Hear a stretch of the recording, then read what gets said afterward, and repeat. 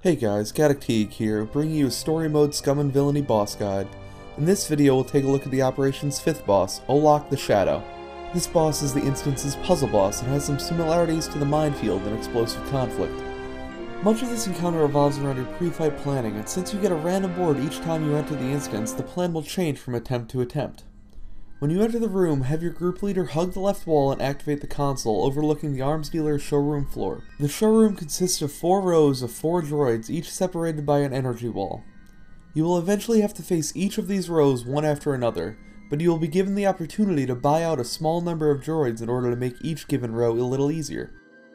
Activating the console will bring a hollow version of yourself directly on the showroom floor to allow you to inspect each droid for cost. There are 4 different kinds of droids, each with its own abilities and cost. You can view the cost as a buff on the droid when in hollow mode. Artillery droids are large, spider-looking guys. Every few seconds, artillery droids will fire a large electric void zone at the player with the most threat.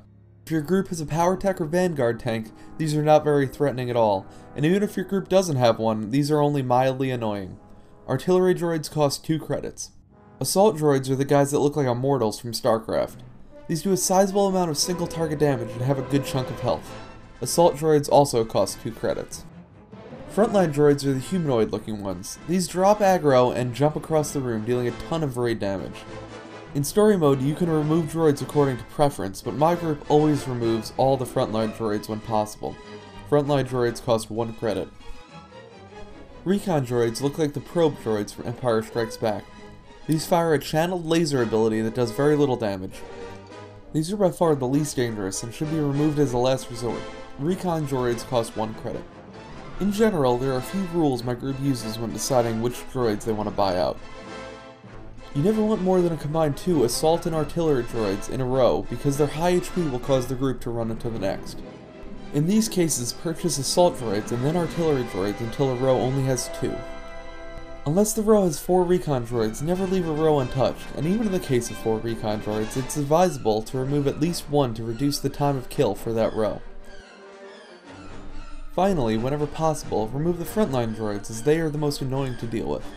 During the fight, you'll gain access to a total of 8 credits before you engage. It's easiest if you mark all the droids you want to remove, making sure the credit costs add up to 8, and the above rules have been met.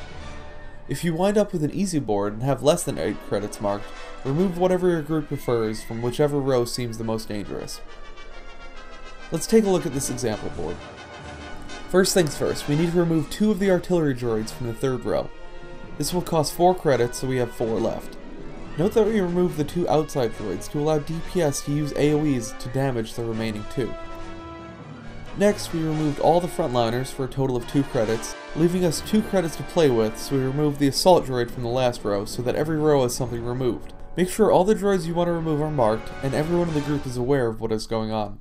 This is a fight where a single person not knowing what they're doing could ruin the entire thing, and this isn't a short fight, so make sure everyone is in sync beforehand. Alright, enough setup, time for the actual fight. The first phase starts when you aggro the wealthy buyer and his 2 bodyguards. The buyer starts with a shield and cannot be damaged until you defeat these 2 bodyguards, so focus them down and then attack the buyer.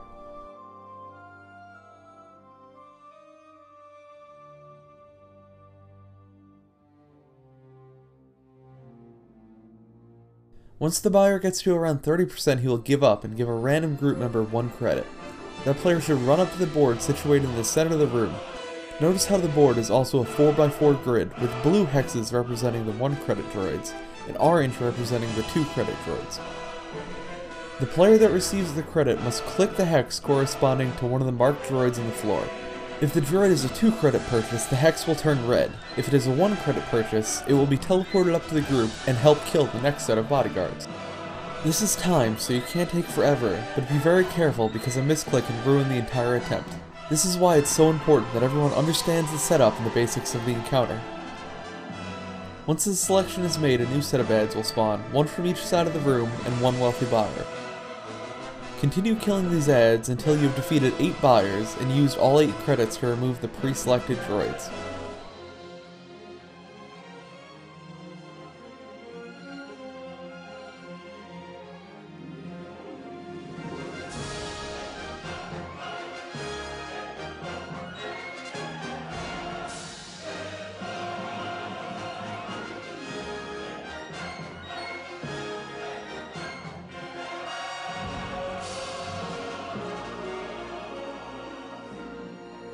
When the final credit is used, the terrace will begin to fill with poison gas, so be quick with your selection and everyone should head to the elevator on the opposite side of the board.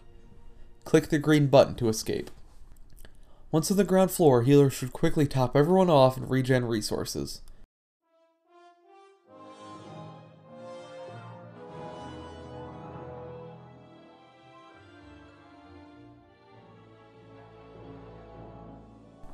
Once ready to begin, hit the box on the right side to initiate the first row. Once the first row is engaged, the next row will activate every minute after the previous row has. Because of this, players will need to crank up the DPS, especially on rows with multiple assault and artillery droids. The kill order is debatable, but in general it's always kill the frontliners first because they wreak the most havoc, and always kill the artillery last because if the tanks are on the game dropping the void zones, their damage is minimal. You could kill the assault droids and recon droids in whichever order you choose. The assault droids are the more dangerous of the two, but has twice the health, while the recon droids will die quicker, but don't really pack a punch. It doesn't matter which you go for, as long as your group is focus firing. DPS should be careful with their aggro and their artillery droids, especially melee. If melee pulls threat right before a void zone is shot, it can lead to massive damage and force lots of unnecessary movement. This is why a Vanguard or Power Tech tank is nice to have, since he can neatly place down the void zones far away while keeping a solid rotation to keep aggro. Note that the droids are positioned close enough so that the orbital strike and flyby abilities can be used to damage adjacent droids. If your DPS is lacking, you'll end up with multiple rows active at a time, so I suggest stopping DPS in the artillery or recon droids remaining, and moving on to the more dangerous droids from the next row before coming back to clean up the previous row.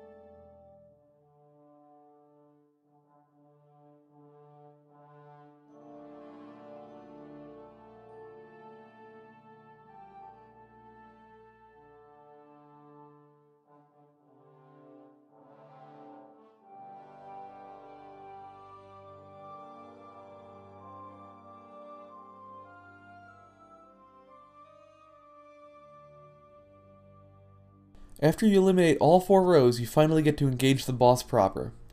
If you have gotten this far, Olok should not be a big problem for your group. One tank can pick up the boss and handle him for the entire time he's active. Periodically throughout the fight, Olok will cloak himself and then appear somewhere else around the room a few seconds later. When Olok cloaks, a shady customer and underworld arms trader will spawn.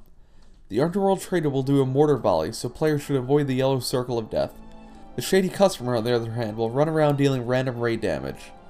How you handle the ads is up to you, but the most common tactic is having the tank pick up the underworld trader and having DPS burn him down as fast as possible.